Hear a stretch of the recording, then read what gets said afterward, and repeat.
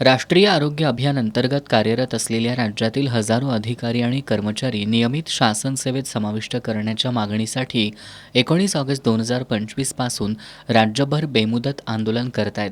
या आंदोलनात कोल्हापूर जिल्ह्यातील 951 अधिकारी आणि कर्मचारी सक्रिय सहभागी झालेत. या राज्यव्यापी आंदोलनाला पाठिंबा म्हणून राष्ट्रीय आरोग्य अभियानातील कर्मचाऱ्यांनी आजपासून जिल्हा परिषदेसमोर धरणं आंदोलनाला सुरुवात केली आहे. या आंदोलनात जिल्हा आणि तालुका स्तरावरील अधिकारी तसंच पंचायत समिती, प्राथमिक आरोग्य केंद्र आणि उपकेंद्रांवरील कर्मचारी, कार्यक्रम समन्वयक, लेखापाल, program assistants, TB lab technician आदी कर्मचारी सहभागी झालेत. या आंदोलनामुळे संपूर्ण जिल्ह्यातील आरोग्यसेवा विस्कळीत झाली असून विशेषतः आरोग्यवर्धिनी केंद्रामधील 13 प्रकारच्या सेवा प्रभावित झाल्यात.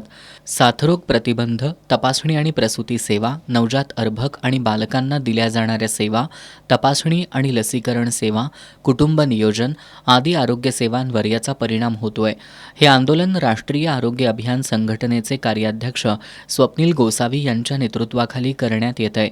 जोपर्यंत मागण्या मान्य होत नाहीत तोपर्यंत आंदोलन मागे न घेण्याचा इशारा देण्यात आलाय.